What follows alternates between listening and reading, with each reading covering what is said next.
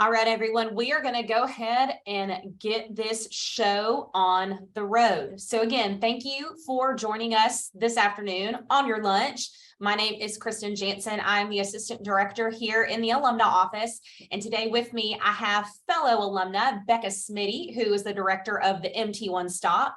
For those of you that will have students attending MTSU, you will get to know Becca very well over the next few years. She is fantastic, and she's going to give us a really awesome presentation about all things financial aid today.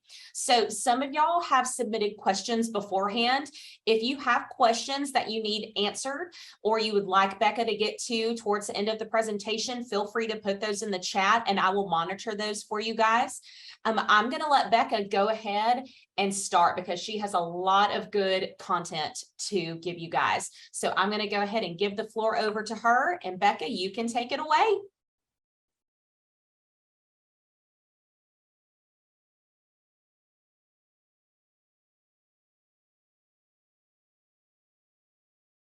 Is everybody good? Kristen, can y'all see that? All right, cool.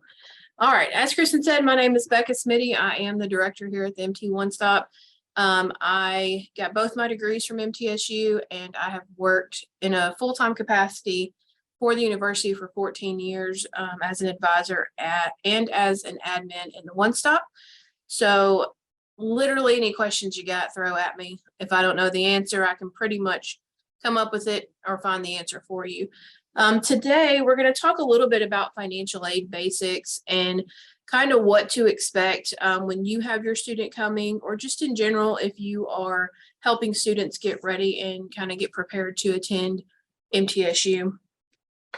For the most part, what we're going to talk about, if I can get it to where, there we go. We're going to talk about the basics of financial aid, the different types of financial aid, and any questions that y'all might have that are specific either to you, your student, or the students that you're helping. And as Kristen said, if y'all have questions along the way, throw those in there and we'll get to those for sure. The basics of financial aid, FAFSA, the free application for federal student aid. You want to encourage your student, all students, to do that FAFSA, whether they think they're going to be eligible for aid or not. A lot of times a student may say, my parents make too much money, there's no way I'm getting aid. Still have them complete the FAFSA, because for Tennessee residents, you have to do the FAFSA to get the lottery scholarship, that HOPE scholarship. So if you don't do the FAFSA, you're not accessing that free money that students are eligible for based off of merit, not based off of household income. So always encourage the completion of the FAFSA for sure. The FAFSA will determine if a student is dependent or independent based on the answer to the questions on the FAFSA. A lot of times students will say, well, my parents don't help me with school. They don't pay for anything for me. I support myself. I should be independent. As far as the Department of Education is concerned, a student is classified as independent on the FAFSA only if they're able to answer yes to one of the qualifying questions. Qualifying questions are you 24? Are you married? Do you have dependent children? Or can you document abuse, neglect, homelessness, or abandonment? And there's also an independent option for veterans. So for most students, they're going to be dependent until they're 24. If a student claims any of those qualifying questions, they have to document it. So just keep that in mind. Regardless, pretty much students are going to be dependent until 24. So have them prepared to provide parent information on the FAFSA. And one thing that it is always confused on, when you're doing the FAFSA, the student will put the parent that provided the most support for the previous 12 months. And then if that parent is married, that spouse has to go on there as well. It's not necessarily biological parents. So if a student lives with mom and stepdad, it's mom and stepdad on the FAFSA. It's not mom and biological dad. Okay, it gets a little confusing. We run across those all the time and have to end up helping students resubmit FAFSAs, and we have to do justifications to make changes to parents and things like that. So encourage them to be sure that they put the correct household parent on the FAFSA the first time. Also encourage multiple school listings. You never know, especially students that are seniors doing their FAFSA in October of their senior year. They may say, I definitely want to go to MTSU. That's great. Have them put MTSU as the first school on their FAFSA. But if they're still considering other options, have them put all of them on there. Students can put as many schools as they want to on the FAFSA. And that way, that school gets their financial information. That's how students, you hear all the time, they get offers for financial aid from different schools. That's how they get them. So encourage multiple school listings just so they can see what's out there and who's going to give them what to attend. I would like to think that MTSU is going to give them the most, but you know, never know. So have them put multiple schools on there for sure. And when your student decides where they're going to go, know when your school packages financial aid. For MTSU, we package new freshmen at the end of February, first part of March. It's very dependent on when the state makes their awards.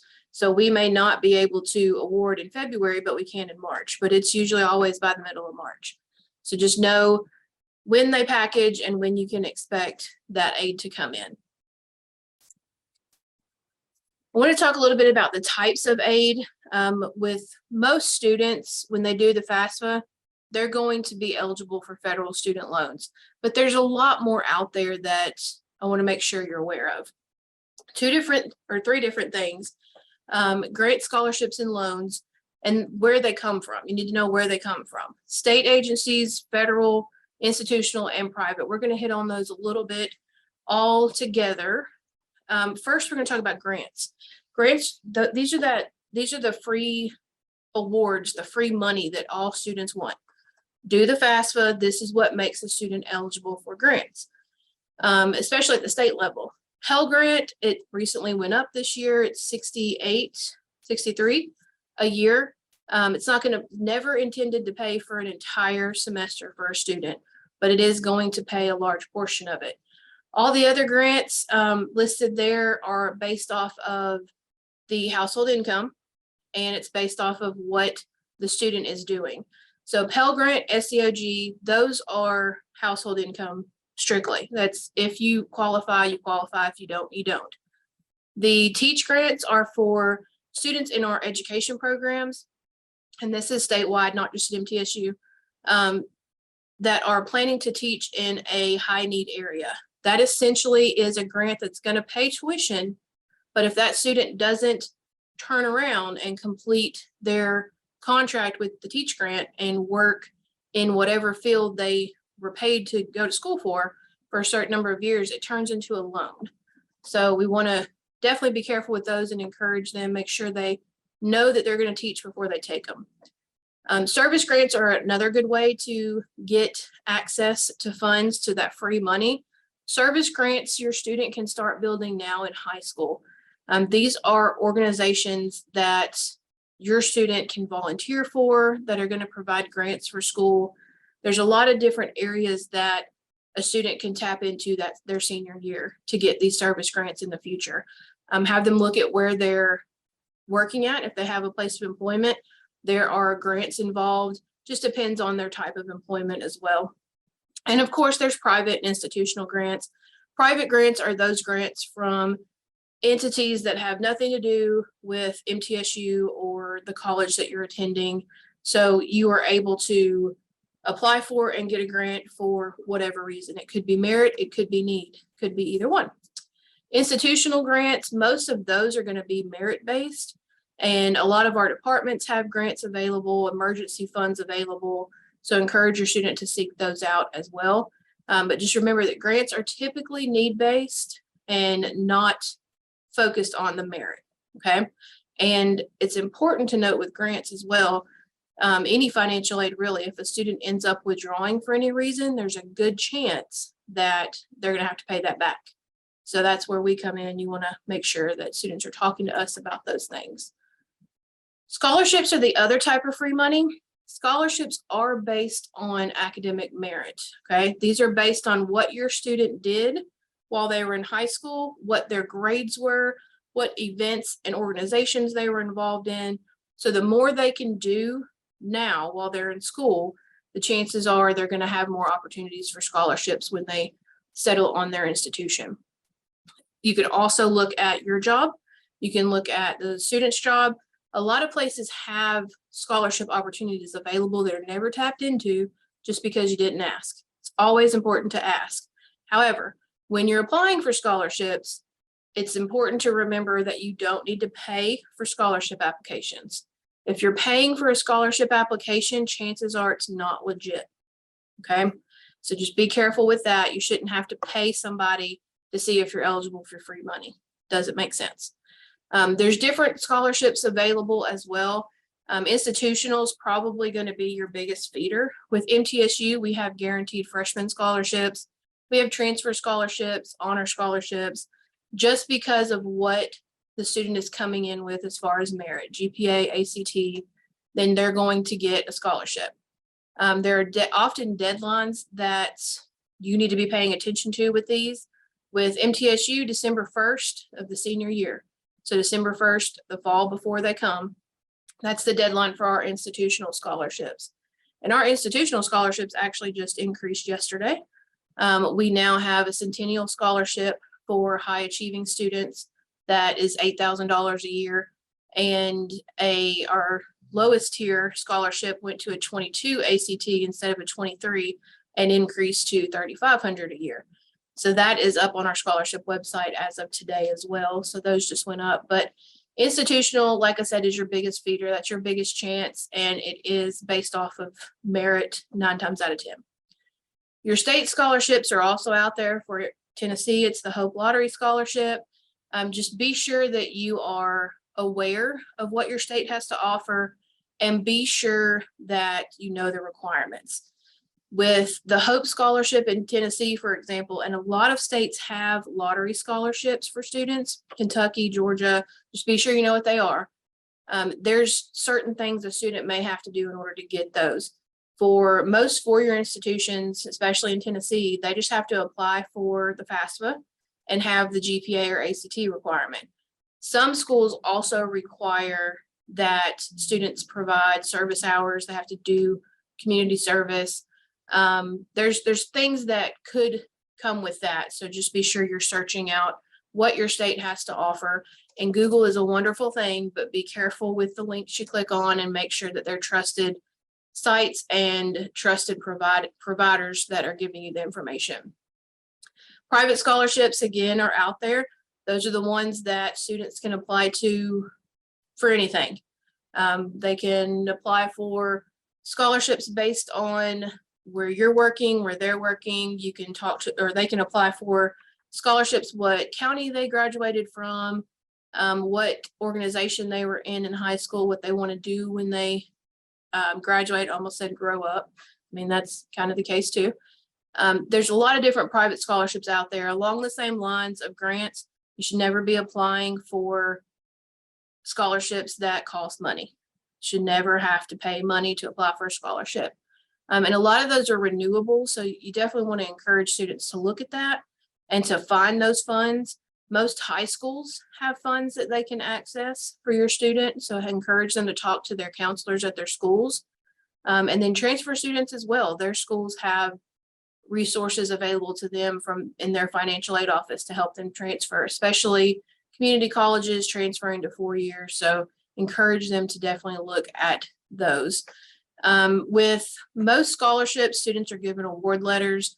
Make sure the school has those as soon as they get awarded, because I know with MTSU, we can make it look like the scholarship's here before the donor actually provides the funds and help them go ahead and pay and confirm for the semester. With especially private scholarships, a lot of times they can't issue those checks until the new fiscal year, so after July 1. So it could delay a student's payment. But have those scholarship awards, the letters handy, keep copies of those and give those to your school when your student is awarded those scholarships.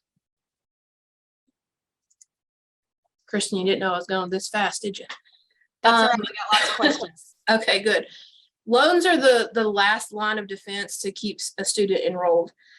We don't encourage loans, but we know that it's a necessary evil. And there are so many things going on right now. I'm sure that you've all seen them. Lots and lots of things in the media right now about loan forgiveness and things like that. Most important, especially with the new students coming in, and yes, this is a question we got, you can't take a loan today and expect it to be forgiven. That is your debt. That is the student's debt that they have to pay back. With the loan forgiveness stuff that's out there right now, it's, for the most part, it's all previous debt, it's defaulted debt. So we are trying to make sure that students know loans still have to be paid back. When you are, as a parent or as a counselor, when you're looking at loan options for students, keep in mind that federal loans are your best bet. Federal loans are going to be the lowest interest rate and have the best repayment schedule. When you get into private loans, you're looking at higher interest rates, more qualifications, and some of them could require repayment to begin immediately. With federal loans, you've got two different types, subsidized and unsubsidized. The subsidized is the loan you want if you're going to have to take it. That does not accrue interest while the student is in school. So if something happens, you need an extra $1,000 in the fall semester, you take $1,000 in the spring, you decide you want to pay it back, you're paying back $1,000. You're not paying that interest. Whereas with the unsub loans, student's going to start accruing interest as soon as that loan is paid. So once we use that loan to pay their bill, they're going to start getting interest, which then gains interest the next month on it. It compounds into large amounts of debt. So we don't encourage loans, but if you have to take them, subsidized is the best route. The other types of loans are PLUS loans, and these are for parents or graduate students. Parents can apply for a PLUS loan at studentaid.gov, and this is a loan in your name for your student for the amount chosen. So you can either choose to give your student the maximum amount that they need or choose a certain amount. Where we get into Parent PLUS loans most of the time are those students that are in aerospace or nursing that require extra fees and flight labs and things like that that just can't be covered by traditional aid. PLUS loans are literally a credit check. You find out immediately if you're approved or denied. And again, it's in the parent name, not the student. And repayment is based off of you. So you are required to repay that. For the federal loans and PLUS loans, you don't have to start repaying those until 6 months after the student stops attending part-time or graduates. So if they take a semester off, your loans are going to enter repayment. So be careful with that. They'll go back into deferment once a student reattends, but you're going to have payments in the meantime. There's also graduate PLUS loans. For graduate students, pretty much loans are the only thing that you're going to get. For grad school, federal loans, and they're only unsubsidized, and then grad PLUS loans. So grad PLUS loans are based off of the student at that point, their credit. It's kind of the same concept as a Parent PLUS loan, but it's up to the student's actual credit history, not the parent. So those are options for grad school, unsub and PLUS loans. And then private loans are out there for undergrad or graduate. Those are your loans through Sallie Mae, Discover, Wells Fargo, your bank, anybody else that's going to offer a student loan. Typically with private loans, the interest rate is higher, so you want to be careful taking those. A lot of them have different requirements as far as you have to be in good standing with the school, not on probation. You have to start paying these back as soon as they're dispersed. So be sure that you're paying attention to the rules of each private loan application. But you just got to find the lender that works best for what you're needing. And a lot of times private loans, in the event you get yourself into a hole and have a debt from a previous term where you had to withdraw or anything like that, there are some private loan lenders that will pay previous balances, but federal will never touch that. So just keep that in mind. But again, loans are an option, not the best one, but they are there to help students finish school for sure. So we're going to take time for questions because I know there's a lot of them. I know Kristen's already got several of them. I specifically want to know what kind of questions y'all have and what I can help with. Like I said, I've been here a long time. I'm not going to say I know everything, but I know quite a bit. And I'm happy to help in any way possible. So we're gonna take times for questions. I'm gonna throw my contact information up there for now as well. Kristen, do you want me to unshare my screen or just leave it? You can leave it, that's fine. Okay. The first question we have is, about the guaranteed academic scholarships. Okay, So the question is it the ACT score and the GPA, or is it the ACT score or the GPA? at MTSU, it's both. So it really just depends, I guess, on where you're going. But as far as MTSU is concerned, it is based on both. Students have to have, for an incoming freshman, have to have a minimum 22 ACT and a 3.5 GPA. And the awards go up from there. As far as ACT, not GPA is set 3.5 or higher, you're gonna get with these ACTs. The True Blue Scholarship, like I was saying, went up to a $3,500 a year for a 22 ACT. If you get to 25, you're at your presidential. And you know what? Let me see if I can. I know there's a magic chart somewhere. There is. I'm looking at it. It's on our website. Hold on. There's a magic chart. If I could just figure out how to get it where I need it to go. Okay, I'm gonna stop sharing that and share this. Hold on. Nope, not that. That's our cue. There we go. Okay, see that? All right, so these are, well, wait a minute, did it switch back? It did switch back. You know, Just a technical difficulty. I said I knew most things. Technology is obviously. Okay, so now you should see the chart for MTSU. We've increased the True Blue to 3,500. It was 2,000. And it's now at a 22 ACT. And then we've added the Centennial Scholarship for our high achieving students at 8,000 a year. But you can see the ACT requirement and GPA requirement for these. There is a lot of information on our website about these scholarships. And you go back up to the top, there's information as well for our honor scholarship, which is the Buchanan, and then some of our other scholarships and our transfer students.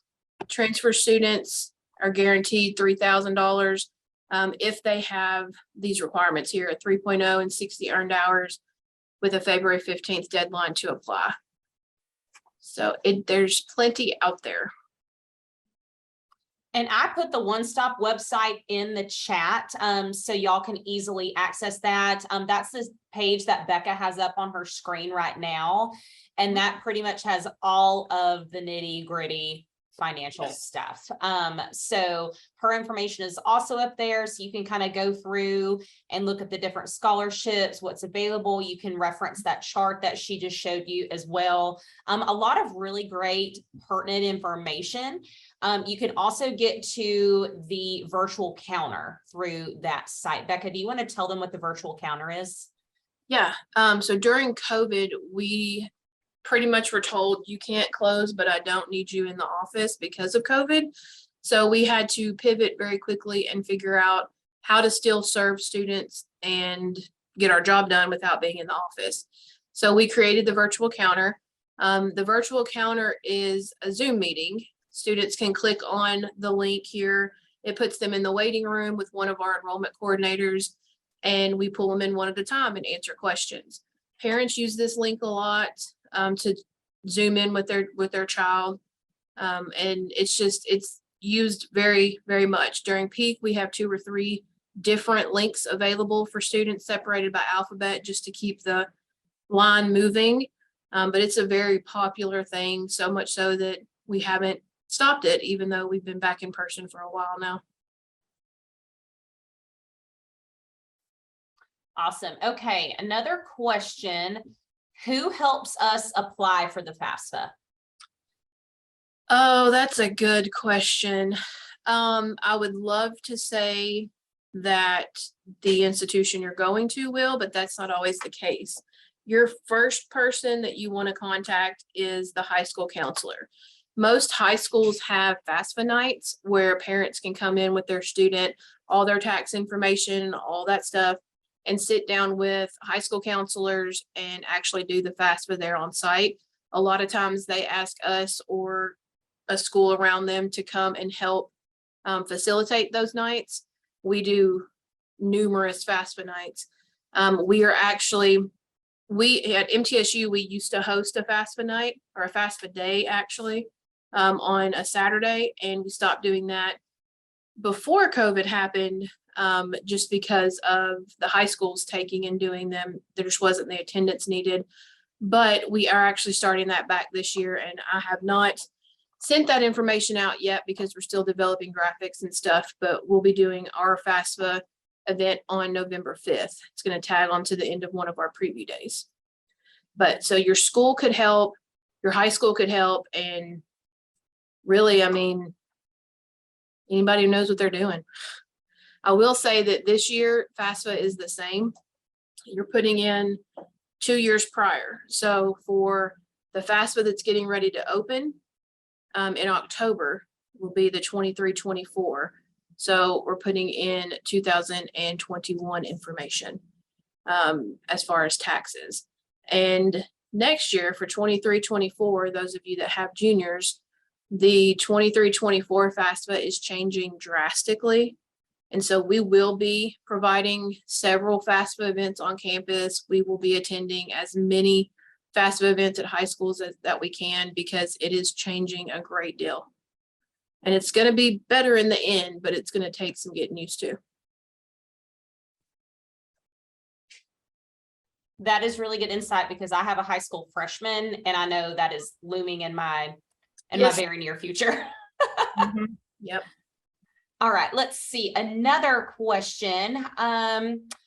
Let's see. What are the most important deadlines to remember surrounding financial aid? And this can be kind of general, but then also if you want to hit those MTSU specific ones, again, that would be awesome.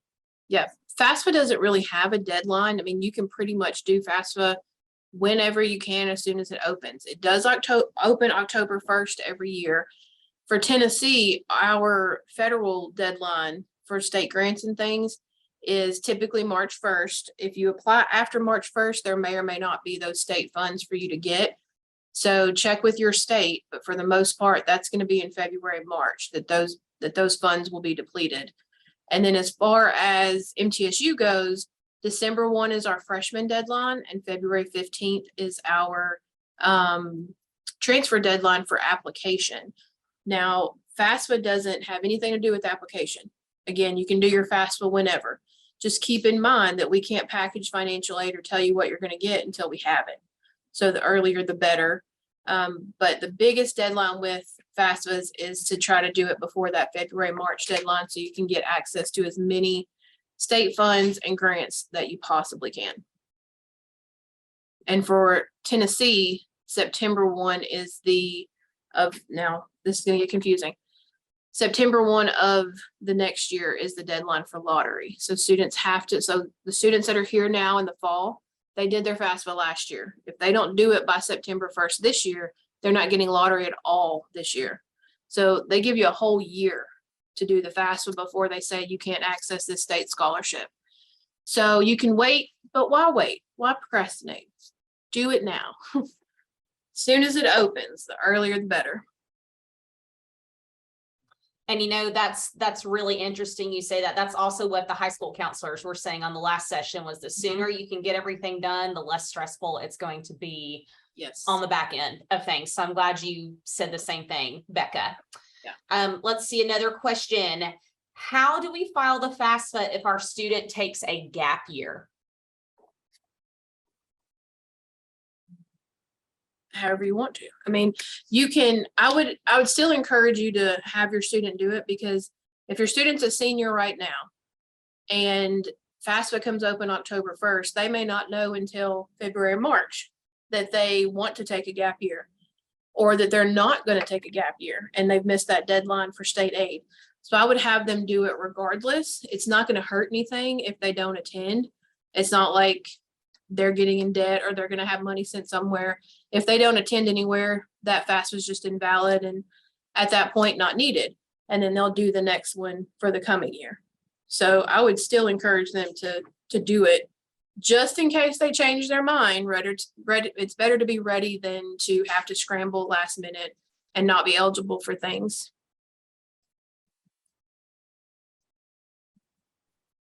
Okay.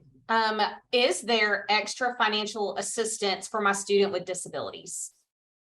So a lot of those scholarships and grants come specifically from community agencies and private donors. So with MTSU, we have a scholarship application that it opens October 1 for the next year. And all of our random, don't really know where to place them scholarships are in there. It's one application for hundreds of scholarships. And that's where those would be. It asks all kinds of questions about the students' demographics, involvement, school, everything, anything that could make them stand out. And it matches them with what they're eligible for. A lot of schools have moved to this platform because it takes out the guessing from the parents and from the students. You're not having to go out and apply for all these random things on these random websites. You're actually doing it through a secure portal with your school. So definitely look at the school that you're planning to attend. Like I said, October 1st is when ours opens for next year, for our incoming freshmen next year.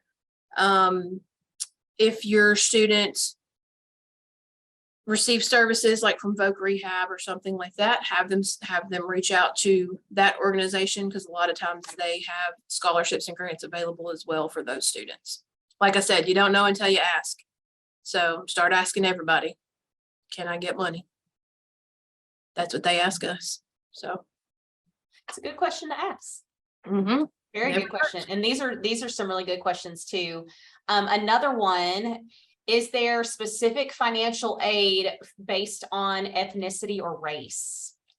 Could be, yes. And again, a lot of those scholarships are in our consolidated application, and what organizations you participated in high school. So if you are in an organization geared towards one of those areas in high school, reach out to your chapter president or even the organization president.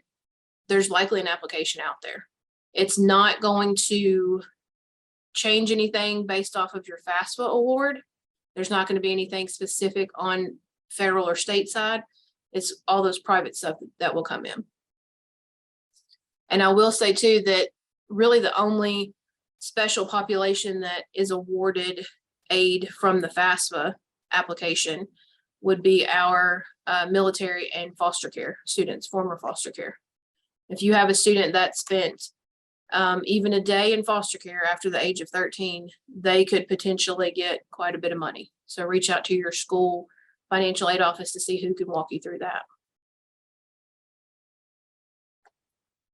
Excellent. I'm gonna keep hitting you with them, Becca. Go ahead. All right. What if my financial status changes after we file my student's FAFSA? Okay, happens all the time.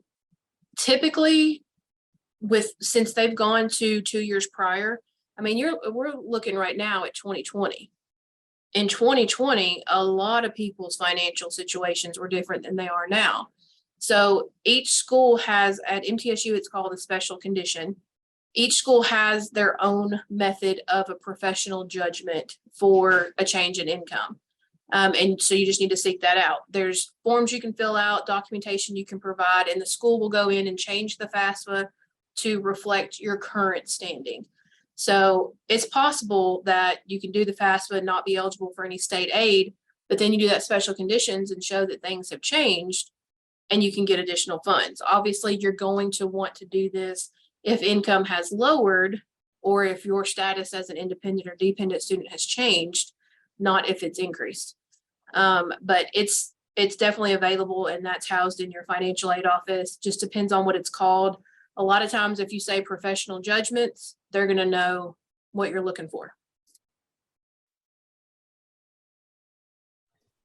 Okay, let's see another one. Can you talk a little more about private scholarships and how those are separate from the FAFSA?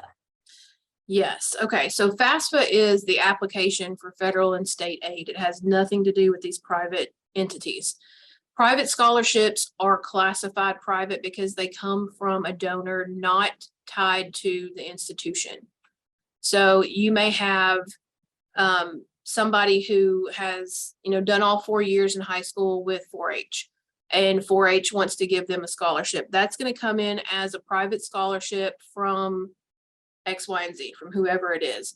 The private scholarships have a vast array of things that they could provide for. They can provide for tuition, they can provide housing, meal plan, books. There's a lot of things out there. Just keep in mind that private scholarships are anything not provided by the institution. And if you can get your hands on as many of them as you can, most schools like MTSU will stack them. So if you come to us with 6 private scholarships, we're giving you 6 private scholarships. It makes me very happy to pay students to come to school. As somebody who went through grad school with all the debt, if I can pay you to come to school, let's make that happen. So while you're on that topic, can you tell us a little bit about what happens in a circumstance that you are getting, like you have too much money or you're getting paid to go to school? Can you talk us through what happens at that point for the student? Sure. So the student's bill every semester will be based off of kind of 3 things: your tuition and fees, housing, and then any meal plan that you've added. Institutions can only charge for on-campus charges, basically. If your student's living off campus, housing will not be a part of their bill. If they're living on campus, it will be. And any financial aid that a student receives will go towards that overall bill. So it's not like it's loans are going towards housing and Pell's going towards tuition. It goes towards the overall bill. And once that bill is paid, if there's still $1 left or $2,000 left, that will go back to the student to use for educational expenses. And those are not tracked. They could be used for books. They could be used for living expenses, a new car to get back and forth to school, whatever they need it for. A lot of times it's used for off-campus housing, just whatever they need. That is money that what private scholarship or whatever loan they've taken has said you can use it for whatever. So these students that are stacking scholarships, we can go up to, for an in-state student, we can go up to almost $13,000 a semester in financial aid awarded, but the bill is only $5,000. So they can make a lot of money. That's incredible. Mm-hmm. Wow. And a lot of students don't realize that. And I know a lot of parents don't either. I didn't know that I would get paid to go to school when I was going through college. So that's amazing. Yeah, that's why I say always do that FAFSA, because even if we have a lot of students who have 504 plans and trust funds and things that are their tuition's being paid out of. But if you do the FAFSA and get lottery, that's $2,250 a semester that's coming back to you for living expenses, books, whatever you need. So always do the FAFSA. Never know what you're gonna get. All right. So switching back to getting the aid, what if my student does not graduate in 4 years? How is their aid impacted at that point? So for the most part, not at all. Financial aid has come a long way. With students can do the FAFSA up to 180 attempted hours. So most degrees are 120. So that leaves a lot of wiggle room for students to take classes that are towards a degree and then change majors, whatever the case may be.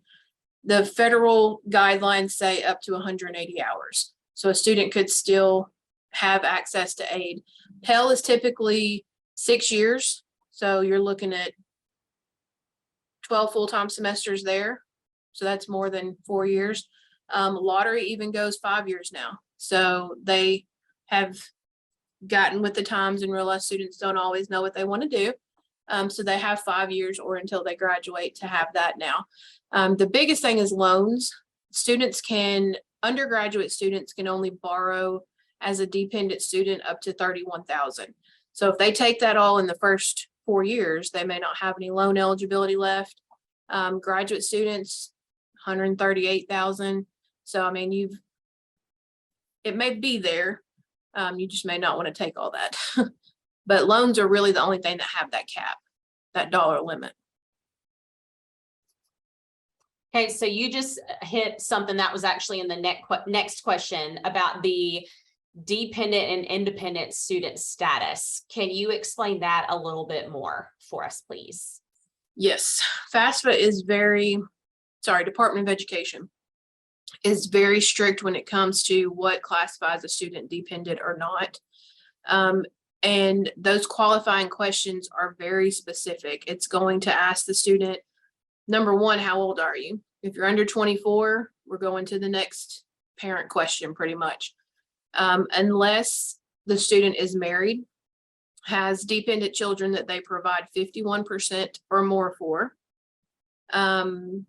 they are a veteran, or pretty much have left their family unit for safety reasons. So abuse, neglect, homelessness, abandonment.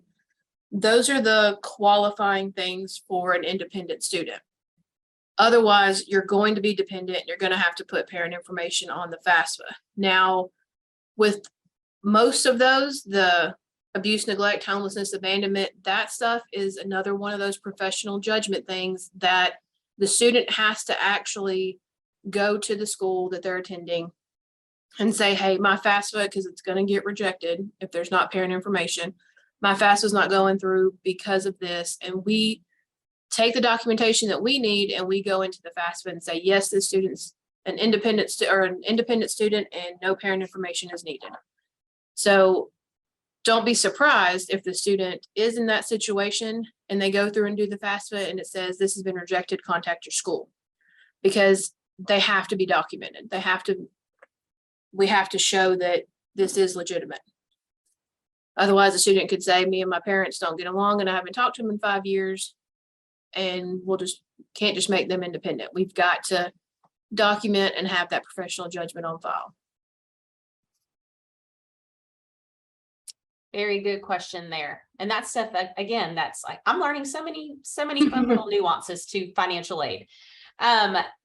Switching over to scholarships. Is there, and I think you did cover this, I just want to make sure, there is a separate scholarship for institution scholarships that is not the guaranteed scholarships, correct? For MTSU, yes. Our guaranteed scholarships are just based off of admission. So it's just based off of making sure we have the application, the ACT scores, high school transcript by that December 1st deadline, or February 15th for transfers. But there are other institutional scholarships out there at MTSU. We make it easy and do that one consolidated application that matches the student with anything they're eligible for. Those names get sent to the donor and then they choose the winner. You'll have to find out what school or what your school does for those. But yes, there are institutional scholarships. People surprisingly throw money at schools just for whatever reason. So again, ask, find it. Most schools have those. Do you know if like our process is similar for other like four-year institutions in the state? Does everyone typically have a separate application, or is it typically like based on admission, or do you have any insight on that at all? Yeah, most of the four-year public institutions in Tennessee have that consolidated application. They may call it something different, but yes, it's been streamlined at most schools in the state. Excellent. Makes it easy. Fantastic. Absolutely. All right. I've only got one more question on docket, unless someone else wants to throw something else in the chat. What happens if I can't pay my student's bill? So that could get interesting. If you can't pay the student's bill, then definitely reach out to the financial aid office at the school. At MTSU, there's a payment plan option where we split the payment into 4 installments throughout the semester to help it be more manageable. Some schools do 50% and 50%. It just depends on the school. If the student doesn't make the payments by the end of the semester, then they just can't get their grades or transcripts or register for the next term. So that could be detrimental in the long run, but we're not going to kick them out if they miss one of their installments. So if a student is able to make that payment maybe after the semester has ended, then all is well. Yeah. Students just can't register, and that's a federal law. Students can't register and accrue new debt at a school until previous debt is paid. Okay. And so would that be something the parent would set up, or would the student have to initiate that payment plan? Most of the time it's the student. Here at MTSU, we have an authorized user portal. Student can assign a login information to a parent to let them do it. It's just whatever is easiest at your school. We can't let 17-year-olds enter the payment plan, so we have to make sure parents have access to that. We have a lot more of 16 and 17-year-olds that are entering freshman year, so that's been interesting. But they just have to make sure they've got a parent portal set up. Excellent. That was all so incredibly helpful. I know those questions in the chat that came in, the ones of y'all that submitted stuff beforehand. I hope we got everything answered for you. Becca, do you mind putting your contact information up one more time so folks can jot it down? Sure. She will throw that up on the screen. And again, I put the One Stop website in the chat. So again, Becca is the director here at the MT One Stop. So if you have been to campus recently, the MT One Stop is located over in the Student Services and Admissions Center. So it is on what I guess the students call the newer side of campus. So it's over by the rec center, the student union, nestled in between the softball field. It's where if you've been to a campus tour, you check in for the campus tour. So there's a lot of really great stuff that is coming out of Becca's shop, and her team is fantastic. So her information is up there. If you know someone that missed out on this today, we are recording this session and it will be posted on the alumni website, hopefully within the next week or so you can reference that. Or if you want to go back and look at those slides that Becca presented at the beginning of our session, then that will be available as well. But if we don't have any other questions, then I will go ahead and let you guys finish your lunch hour. Becca, thank you so very much again for hopping on with us this afternoon. We greatly appreciate it. And I will be sending y'all out a survey, so let me know what you want to see next. And happy Wednesday, everyone. Go Blue Raiders. Thank you. Bye, y'all.